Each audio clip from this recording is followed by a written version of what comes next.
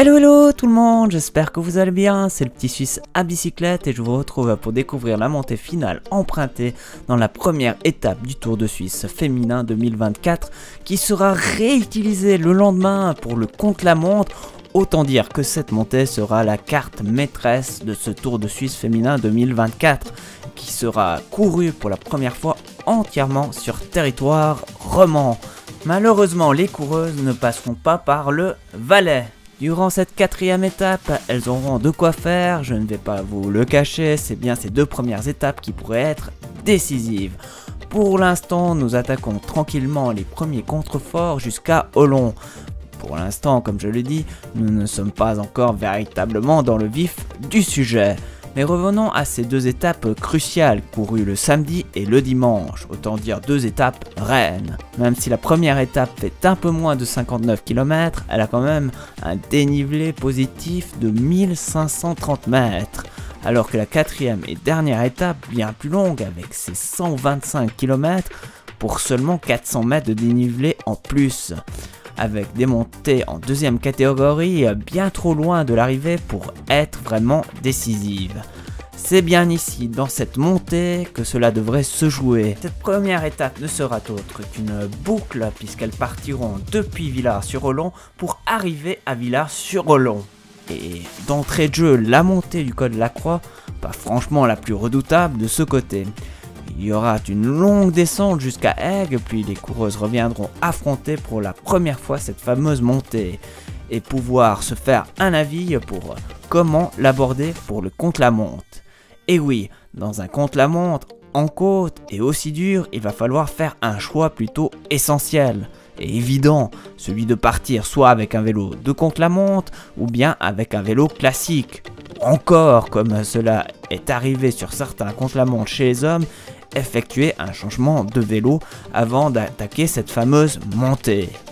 Personnellement, j'ai fait le choix d'effectuer la montée avec mon vélo de contre-la-montre. De mon point de vue, si tu es bien préparé, que tu as une bonne position et des rapports adaptés à une telle montée, le vélo de contre-la-montre sur une montée sèche peut se montrer aussi fort qu'un vélo classique. Faut-il encore avoir de bonnes jambes? Dans le cas contraire, il vaut mieux partir avec un vélo classique. Pour rappel, le contre-la-montre partira du centre mondial de cyclisme d'Aigle. Les coureuses effectueront quelques kilomètres de plat avec deux ponts sur le chemin. Et je noterai que quelques mètres avant d'entrer dans cette montée, il y aura un faux plat montant histoire de se mettre en jambes dans ce contre-la-montre de 15,7 km pour 865 mètres. De dénivelé positif, et j'allais dire 8650, ça aurait fait vraiment beaucoup.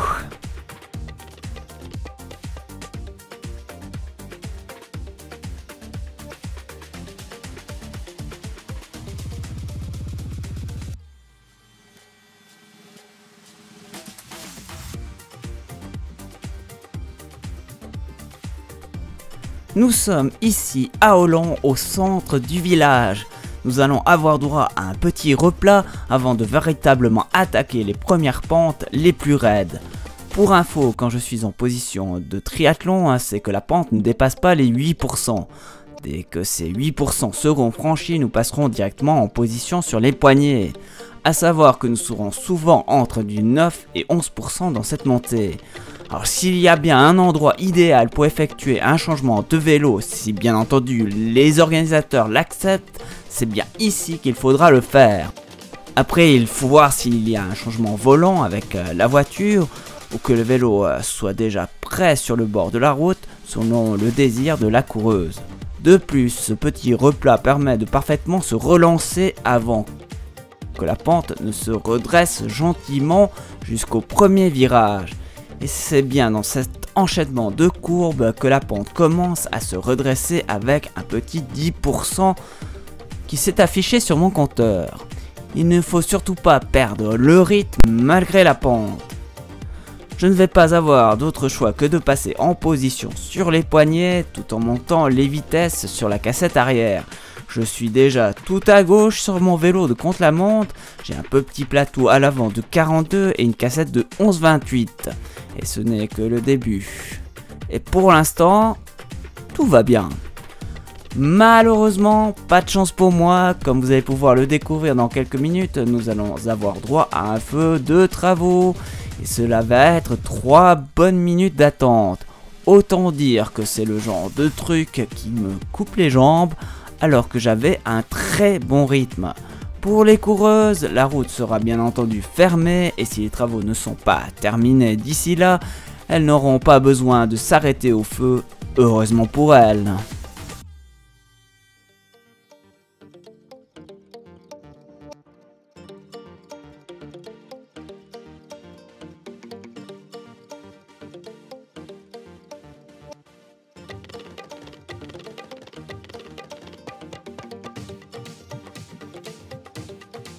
Nous voilà repartis après cette courte interruption et comme toujours, on a laissé passer toutes les voitures pour ne pas les gêner. Le temps de clipser et de se relancer, le feu passe déjà au rouge. Il faut quand même pas abuser. Comme toujours, les feux de travaux ne tiennent pas compte du temps que mettra un cycliste lambda pour parcourir la distance des travaux. Et oui, comme toujours, le temps pour nous d'arriver à la jonction, eh bien, dans l'autre sens, les feux passent déjà au vert. Mais je note que pour une fois, il y avait un petit échappatoire réservé aux vélos, on ne peut que les saluer. Enfin bref, les coureuses ne s'arrêteront pas et c'est tant mieux pour elles, parce que pour moi, personnellement, ce nouveau départ m'a coupé les jambes. Je vous préviens, je ne vais pas faire la montée du siècle, pour de multiples raisons, et comme j'ai le temps de vous les évoquer, autant en profiter, et comme ça, il n'y aura aucun secret entre nous. Déjà, premier point, les conditions ces quelques derniers mois n'étaient pas franchement favorables pour faire de la montagne. Alors j'ai surtout fait du plat et tourné les jambes. J'avais déjà coché cette montée depuis un bon bout de temps, mais la fenêtre météo n'était toujours pas idéale. J'effectue en plus ma première sortie avec mon vélo de contre-la-montre. Comme tout le monde le sait, il faut quand même un temps d'adaptation pour s'habituer à la position et au fait qu'un autre groupe de muscles travaille dans cette position très couchée, et franchement ce vélo n'est pas des plus simples à emmener quand tu n'es pas au top de ta forme. Comme vous avez pu le voir dans ma vidéo de quel est mon meilleur vélo dans la montée entre Sion et Thion 2000, c'est bien le BMC Team Machine 01 qui l'a emporté. Pour réaliser cette vidéo, j'avais bien plus d'entraînement et de kilomètres dans les jambes pour réaliser cette performance. En parlant d'entraînement, je vais profiter de cette caméra 360 pour en faire de nouveau plus court et que vous pourrez pratiquer à votre guise. Tout cela est en projet, j'espère pour la fin de l'année si tout va bien. Revenons aux raisons de ce que je peux dire ma contre-performance. Mais je dois bien l'avouer, la seconde, c'est encore plus de ma faute. Pour atteindre cette montée, j'aurais très bien pu prendre la voiture, descendre jusqu'à Aigle et partir du même point de départ que les coureuses et ainsi effectuer la totalité du contre-la-montre. Mais franchement, je préfère nettement faire des bornes à vélo qu'en voiture. Alors je suis comme toujours parti de chez moi, c'est-à-dire à 45 km du point de départ. Il y avait un petit vent dans le dos et forcément, j'ai pas pu m'empêcher de rouler à plus de 40 km/h sans véritablement forcer jusqu'à ce que j'aperçois au loin un coureur qui avait l'air de rouler fort et j'ai pas pu résister. Et il fallait que je le rattrape. Alors je me suis employé quand même. Fallait bien. Elle avait une bonne distance entre nous, je crois au moins 1 kilomètre. Il était vraiment très loin devant moi, mais il y avait une longue ligne droite. Malheureusement, je l'ai aperçu. Et franchement, ce n'était pas le genre de défi à me lancer ce jour-là. Malgré tout, je l'ai rattrapé gentiment tout en montant ma vitesse, et pour faire une pointe même à plus de 50 km/h durant quelques kilomètres pour me rapprocher de ce coureur qui devait rouler tout aussi fort.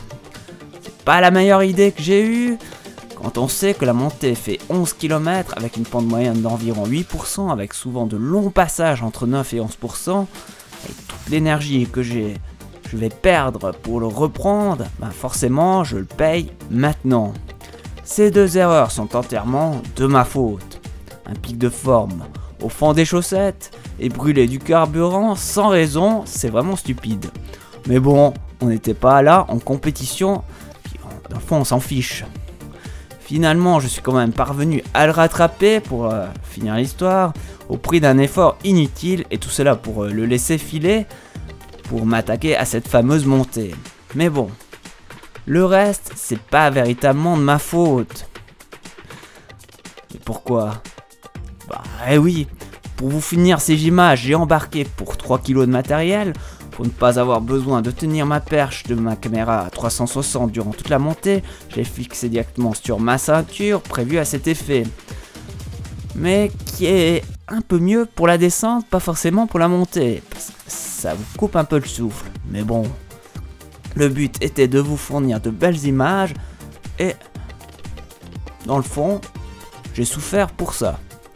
Justement, je vais vous parler dans une autre vidéo de ce tout nouvel équipement que vous avez déjà pu retrouver dans quelques-unes de mes vidéos.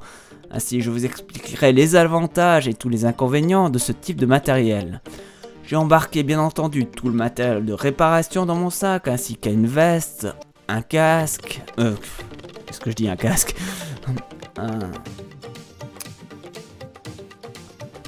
Une veste de pluie, bien sûr, oh là là.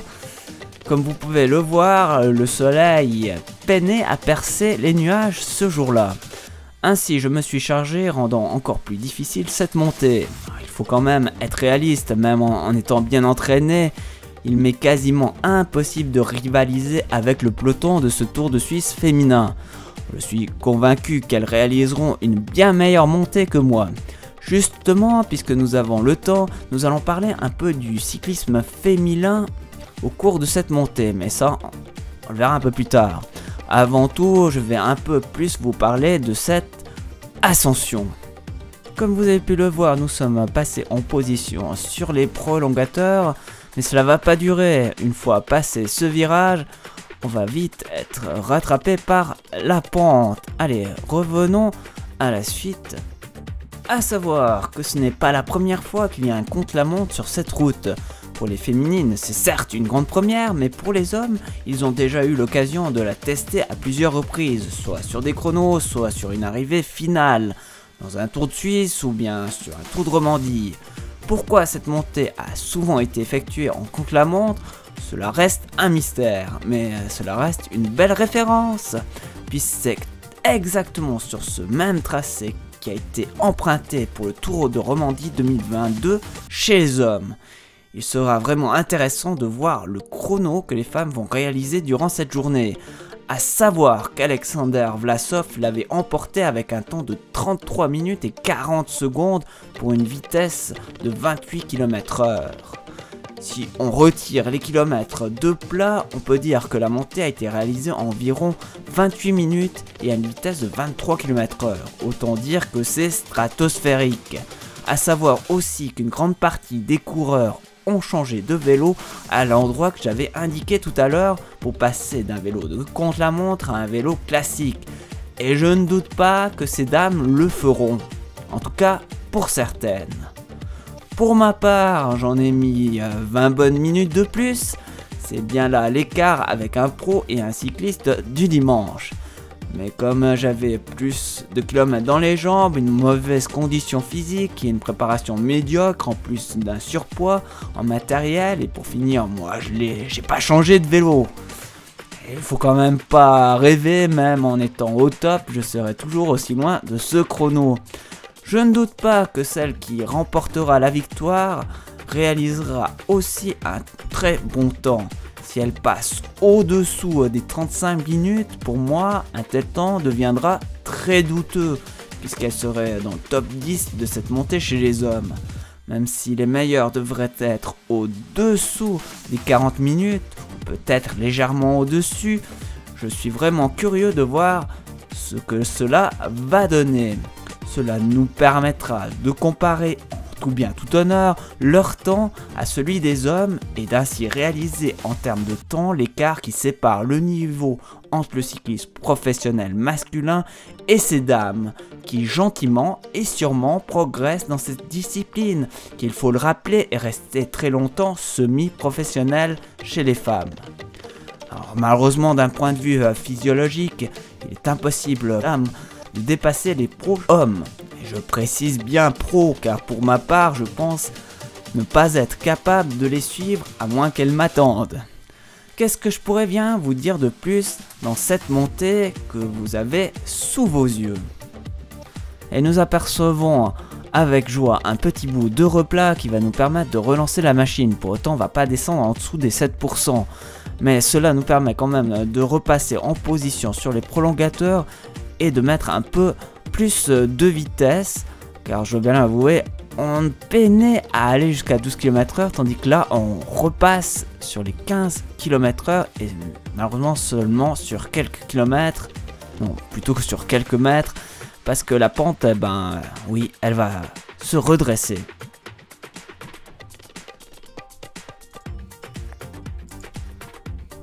De quoi est-ce que je pourrais bien vous parler alors que nous sommes encore loin de l'arrivée?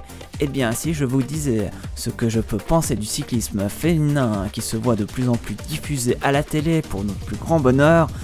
Elles commencent à avoir un calendrier bien plus fourni, elles ont aussi droit à leurs 3 grands tours ainsi qu'à une entrée légitime sur les monuments comme Paris-Roubaix, le Tour des Flandres, ainsi que Liège-Bastogne-Liège et Milan-San Remo, pour les citer dans le désordre. Certes, elles parcourent bien moins de kilomètres, mais franchement, est-ce que c'est vraiment préjudiciable quand on sait que les longues étapes de plat n'ont pas de véritables intérêts? Autant réduire les distances et avoir une course bien plus animée et disputée pour profiter pleinement du spectacle qu'elle nous propose. Il faut bien se l'avouer, le niveau global du peloton féminin à ses tout débuts était très disparate. Il y avait peu de coureuses professionnelles, c'est-à-dire qui vivaient uniquement de leur sport. Une bonne partie d'entre elles étaient obligées de travailler à côté ou étaient aux études. Avec le temps, le cyclisme féminin s'est professionnalisé et le niveau global commence à être très élevé.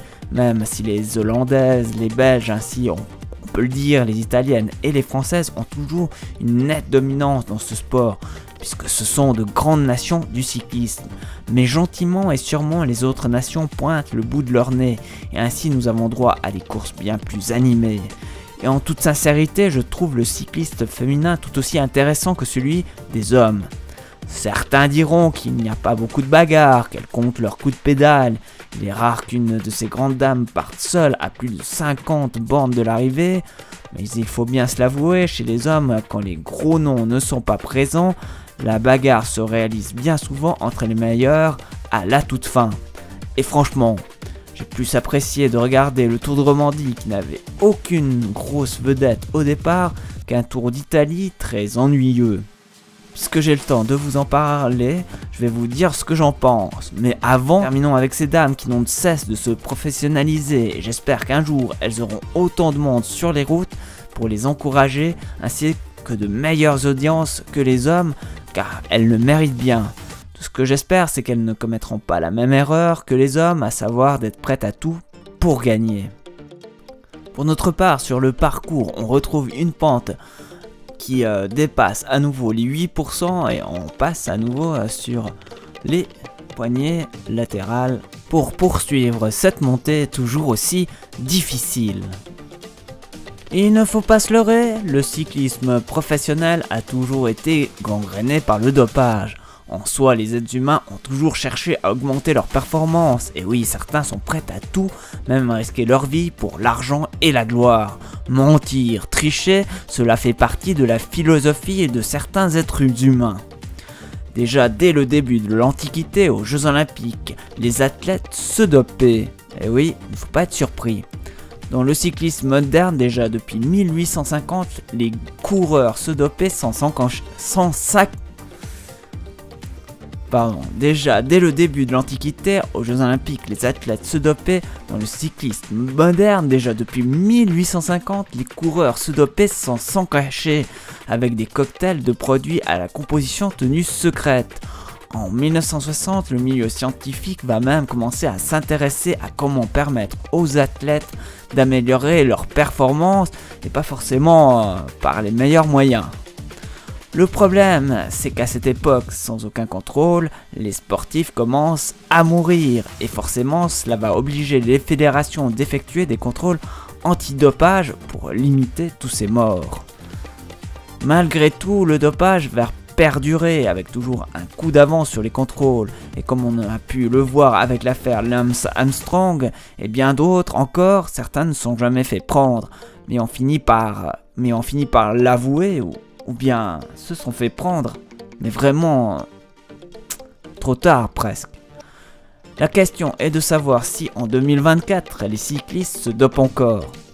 D'après des avis scientifiques, il semblerait que oui, même si les journalistes laissent entendre au grand public que les cyclistes actuels roulent plus vite que leurs prédécesseurs, tout cela grâce à leur bien meilleure alimentation, à leur meilleur matériel, toujours plus performants, et à leurs entraînements mieux structurés et à la pointe de la science pour leur permettre d'élever encore plus leur niveau. Personnellement, je sais pas trop quoi en penser. D'un point de vue matériel, je suis tout autant capable de réaliser une montée avec un vélo qui a 10 ans qu'avec un vélo actuel. Le matériel certes évolue, mais il ne permet pas d'aller toujours plus vite, surtout que les constructeurs sont obligés de rester dans les cotes établies par l'UCI. Niveau alimentation, cela ne fait aucun doute qu'il y avait déjà des nutritionnistes à l'époque d'Armstrong et que leur entraînement était plutôt bien encadré. Après, il n'y a pas 40 000 milliards de façons de s'entraîner. Alors, difficile de croire que la véritable explication de ce bond qui les rend si forts et si rapides se trouve dans ces trois éléments. Il est possible qu'il y ait une évolution génétique et qui ait permis à cette nouvelle génération d'être encore plus performant. Mais encore une fois, j'en doute. Et forcément, il y aura toujours une part de nous qui se demande, mais est-ce qu'ils se dopent ou pas ? Quand on commence à se poser cette question, et bien forcément le sport devient bien moins intéressant. Personnellement, je doute que le dopage ait totalement disparu, cela semble même impossible, surtout après avoir eu vent de cette course en Espagne où plus de la moitié des coureurs ont abandonné la course car ils avaient été avertis d'un contrôle antidopage arrivé. Et c'est même pas au niveau pro alors. Qu'est-ce qu'on peut penser à un niveau bien plus haut où il y a beaucoup plus d'argent ? Les pros, eux, n'ont plus véritablement peur des contrôles antidopage. Pour certains, pour une bonne raison, c'est qu'ils ne se dopent pas. Et pour d'autres, c'est qu'ils savent très bien qu'on ne peut pas trouver ce que l'on ne cherche pas. Et puis en réfléchissant bien, de nos jours, tous les coureurs se dopent d'une manière naturelle. Et oui, avec les fameux stages en altitude, ils augmentent leur taux d'hématocrite dans le sang. C'est comme s'ils prenaient de l'OPO, à la différence que c'est naturel et bien moins dommageable pour la santé. En même temps, ce n'est pas une révolution, puisque les stages en altitude existent depuis plusieurs années. Et pour l'heure, tout semble beau et parfaitement... tout semble beau et parfaitement propre. Alors, comme personne n'a de preuves, nous ne pouvons accuser personne et on reste un peu sur notre faim. Nous n'allons pas accuser les derniers vainqueurs de Grand Tour, même si Lance Armstrong a dit qu'il était impossible de gagner plusieurs Grands Tours sans se doper. Je ne peux pas dire le contraire, car à son époque, une grande partie du peloton se dopait, donc finalement, il était quand même le meilleur des dopés. Mais d'un autre côté, il avait peut-être les meilleurs produits. Il faut quand même faire la part des choses, il y a aussi une grande partie des coureurs qui sont propres. Malheureusement, c'est souvent ceux qui ne terminent pas sur le podium final. Tout ce que je souhaite, c'est que le dopage ne s'attaque pas au cyclisme féminin qui, je l'espère, est encore propre. Mais je suis sans doute un doux rêveur. Parlons un peu du Tour d'Italie 2024 qui ne m'a pas du tout enthousiasmé, alors que les autres années c'était bien plus serré pour la première place. Cette année, j'ai eu l'impression de voir un cyclisme à deux vitesses, avec un gars qui se promène complètement et les autres se battent âprement pour la seconde place. Franchement, on enlève le premier et la course aurait vraiment été plus belle et serrée, comme elle devrait l'être en toute logique.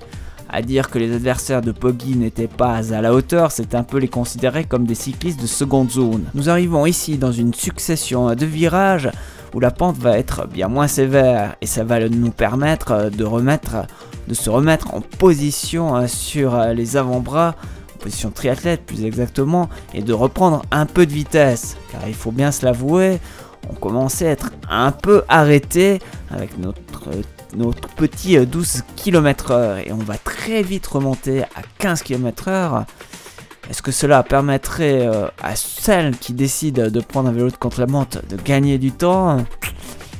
Ce n'est pas si sûr, car la montée est encore loin d'être terminée, elle est toujours autant dure. Allez, revenons à nos moutons.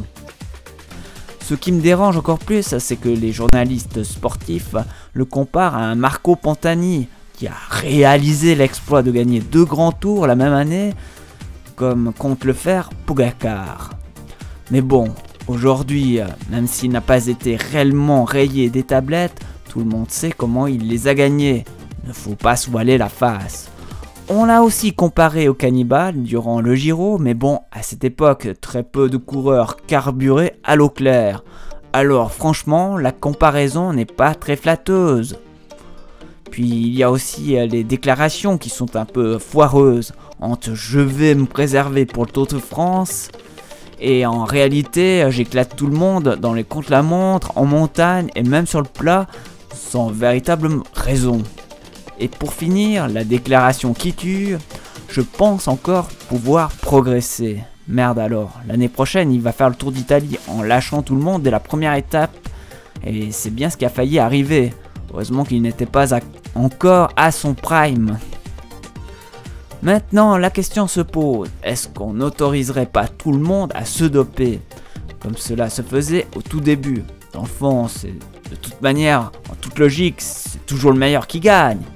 Oui, mais voilà, comme quand vous prenez un médicament, il y a certaines fois où un médicament marche pour quelqu'un, et ce même médicament ne fonctionnera pas pour vous.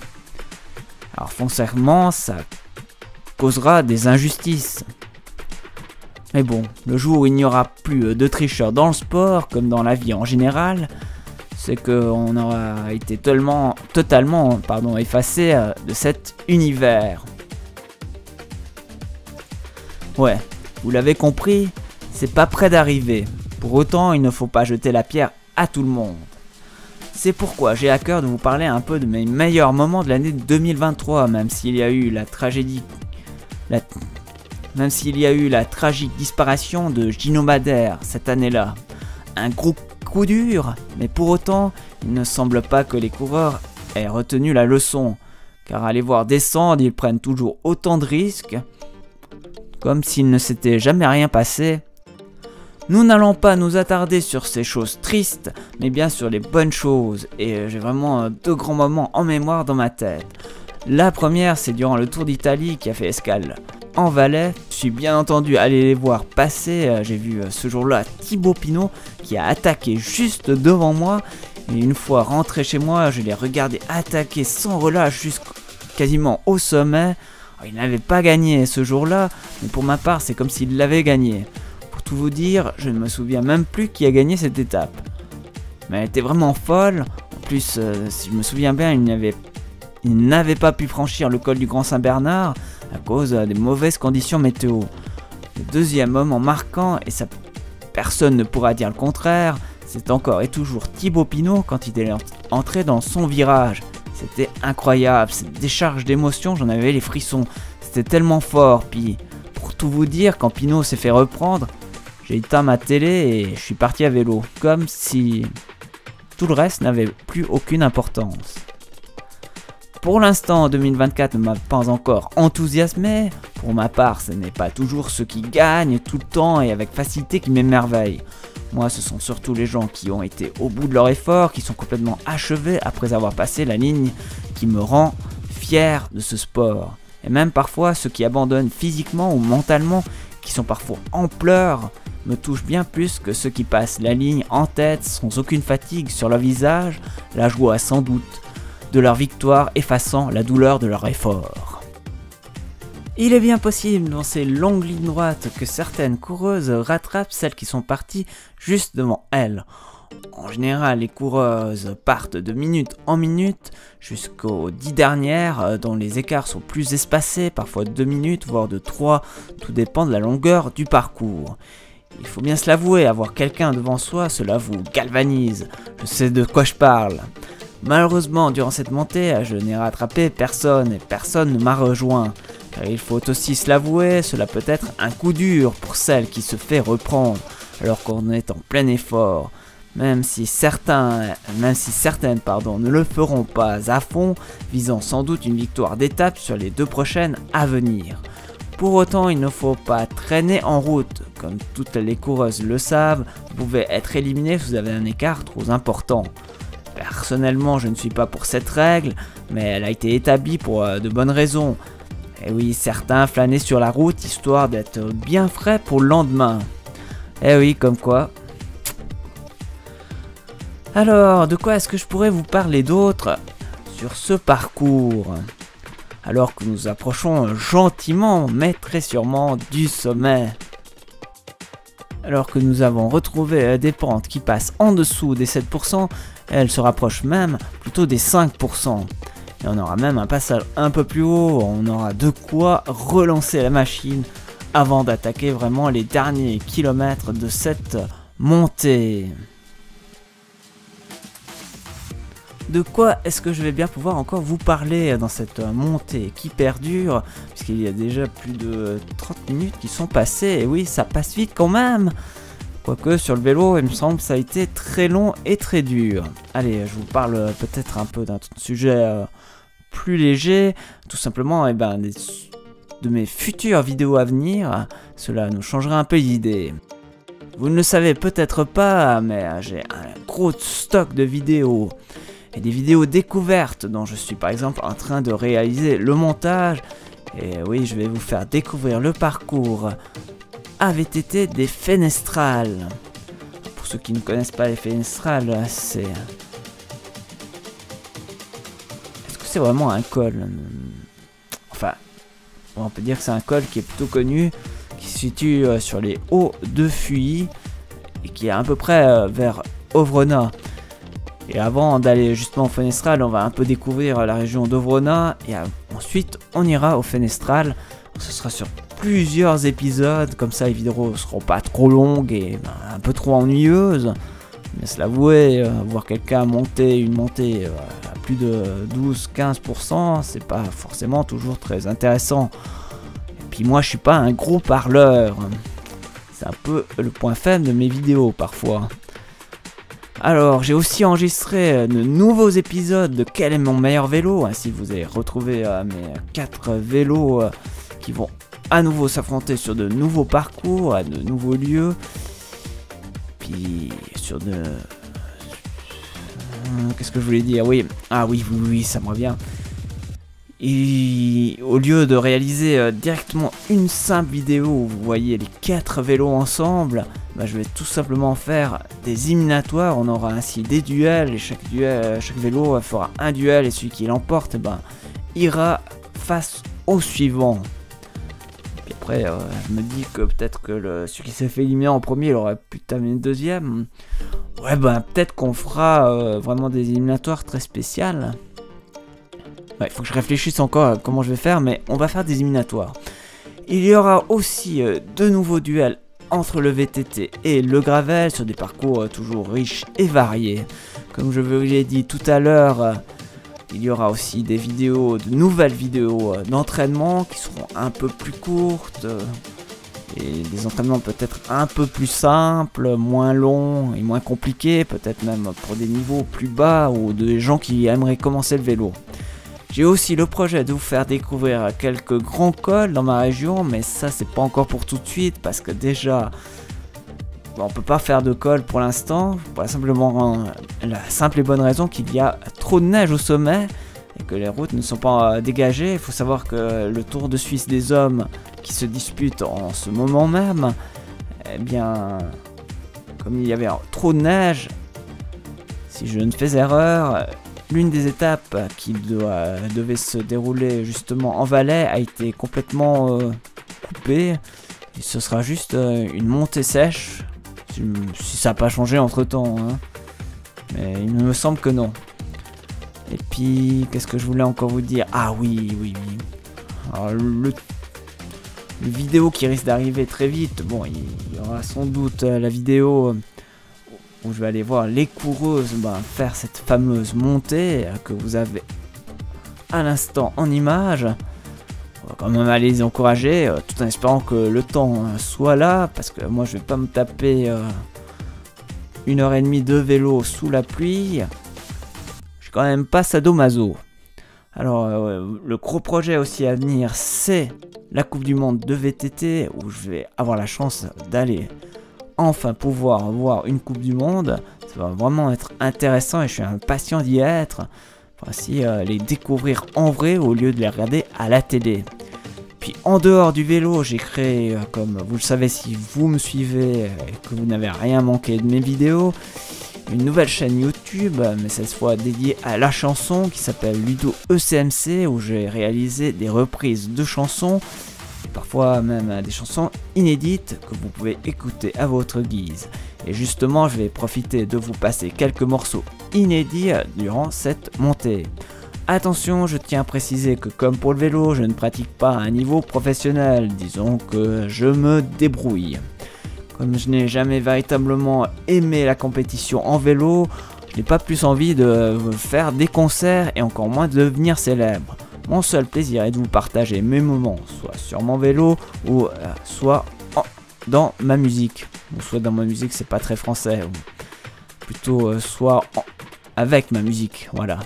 Pour commencer, je vais vous mettre un morceau bien rock, histoire de mettre un peu de rythme, parce que j'ai vraiment l'impression que je commence à avoir de la peine à avancer, pas vous? Eh oui, je suis sur... Eh oui, je dois être tout juste à cet instant à 12 km/h. Parce qu'il faut savoir que... j'ai pas été plus vite, j'ai pas tellement été plus lent que 12 km/h. Il n'y a qu'au moment où je passe vraiment sur les guidons triathlètes où vraiment alors là ça accélère et j'atteins facilement les 15 km/h. Allez, je vous mets un peu de musique, ça va vous changer et peut-être un peu accélérer les choses parce que ça commence à être long, hein, pas pour vous? Moi je sais même plus quoi je pourrais vous raconter après. Ouais, peut-être qu'on fera plus que de la musique, hein. Enfin, on verra, hein, le parcours est encore long, de rester tout juste 10 minutes, voire un peu moins. Allez, moi je vous lance cette musique, hein. Je vais quand même pas attendre éternam. Voilà, allez, c'est parti.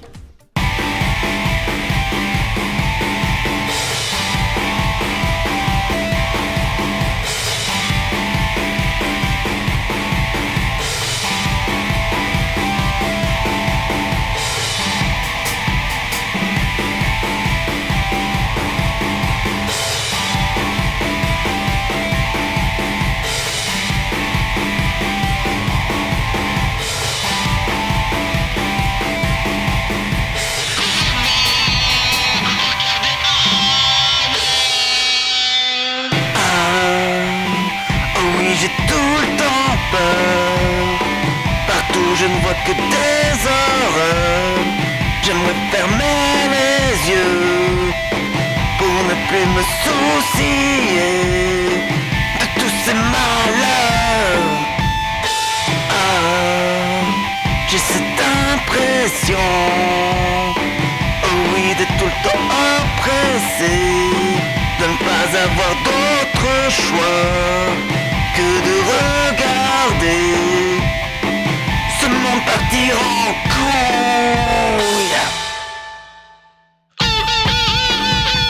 Me dire que tout est cool, que personne tout roule. Et me dire que tout est cool, et que